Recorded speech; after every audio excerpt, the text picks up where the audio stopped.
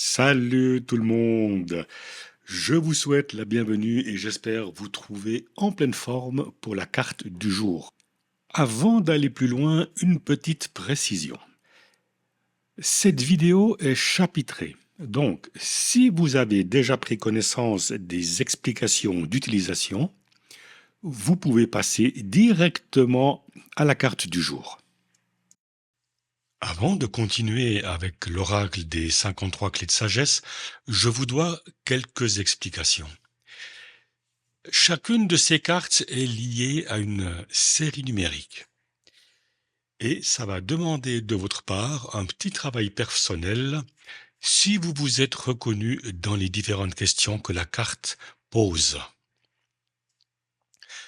Ces cartes agissent comme un miroir de l'inconscient et vous trouverez souvent une résonance dans les images ou dans les messages que ces cartes véhiculent. Donc, je vous invite, au-delà du message que la carte vous envoie, à vous imprégner vraiment de l'image. Laissez cette image vous parler.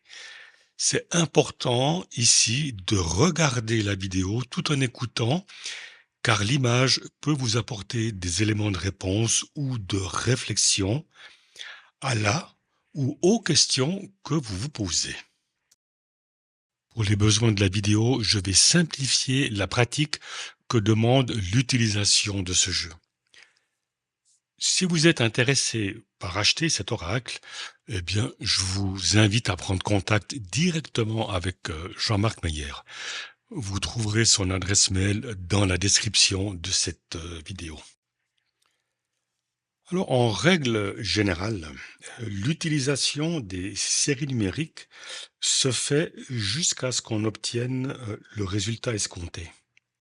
Si le message de la carte vous parle et si les questions posées vous interpellent, je vous donne ici la marche à suivre. Elle est la même pour n'importe quelle carte. Donc, dans un premier temps, vous allez faire une déclaration d'ouverture avec la phrase suivante. Je m'extrais de la conscience collective et de mon histoire personnelle. J'entre dans la lumière de mon âme. Je suis dans l'esprit du Créateur, je vois, et j'agis comme le Créateur voit et agit. Ma transformation contribue au développement harmonieux de tous et de tout ce qui est et au salut global. Maintenant, je vais vous donner une ou deux idées de ce que vous allez pouvoir faire avec tout ça. Vous pouvez, par exemple, programmer un cristal de roche en y inscrivant la série numérique avant de le porter sur vous. Vous pouvez aussi informer une carafe d'eau transparente en y inscrivant la série numérique. Méditez avec cette série numérique ou simplement la répéter comme un mantra, particulièrement avant d'aller se coucher. Vous pouvez aussi afficher la série numérique dans un endroit visible, un endroit que vous fréquentez régulièrement, en prenant un court moment pour vous concentrer sur elle. Vous pouvez également intégrer la série numérique dans votre pratique de cohérence cardiaque ou toute autre pratique corporelle. Vous pouvez la graver, l'inscrire sur une bougie. Lorsque la bougie est allumée, vous vous concentrez sur la série numérique tout en formulant votre intention de normalisation.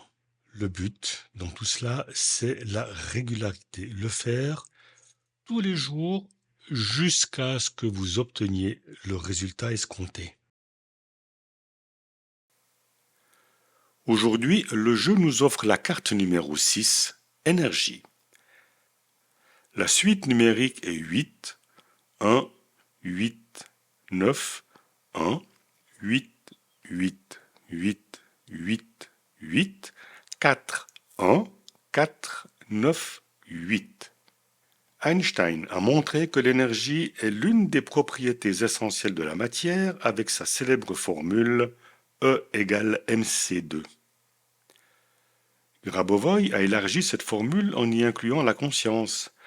E égale V fois S, V étant le volume d'informations traité par la conscience et S la vitesse à laquelle la conscience est capable de traiter ce volume d'informations. En clair, cela veut dire que notre capacité de créer la réalité est prodigieuse et qu'elle est à la mesure de la clarté de notre conscience. Au niveau psychique, l'énergie est aussi ce qui permet par la force, la persévérance, la détermination d'atteindre un but. Mon énergie dépend en grande partie de mon alimentation. Est-elle vivante, verte, variée, de mon sommeil, de mon activité physique, de mon état émotionnel, de la gestion du stress, de mes interactions sociales, de mon attitude mentale et du respect des cycles naturels et cosmiques. Notre énergie interne est précieuse. Ne la gaspillons pas à combattre ce qu'on ne peut contrôler. Utilisons-la pour créer, pour grandir et avancer, plutôt que de la perdre dans ce qui nous consume. Je passe aux questions. Lorsque j'ai un travail à effectuer, est-ce que je me mets facilement en mouvement? Suis-je aligné avec mes passions et mes valeurs? Mon environnement est-il stimulant ou stressant? Je t'invite maintenant à prendre un petit moment rien que pour toi. L'énergie est le souffle invisible qui anime toute chose. C'est le chi, ce flux universel qui circule en nous et tout autour de nous. Suis le cours du fleuve sans lutter contre le courant, nous enseigne Lao Tse. La sagesse, cessez de résister. Trouvez la force dans le calme, agir sans s'épuiser. Celui qui se conforme au Tao ne force jamais, nous dit le Tao Te Ching. Bouddha nous rappelle que l'énergie se gaspille dans l'agitation du mental, les désirs infinis, les regrets du passé, les craintes du futur. Observe la flamme d'une bougie.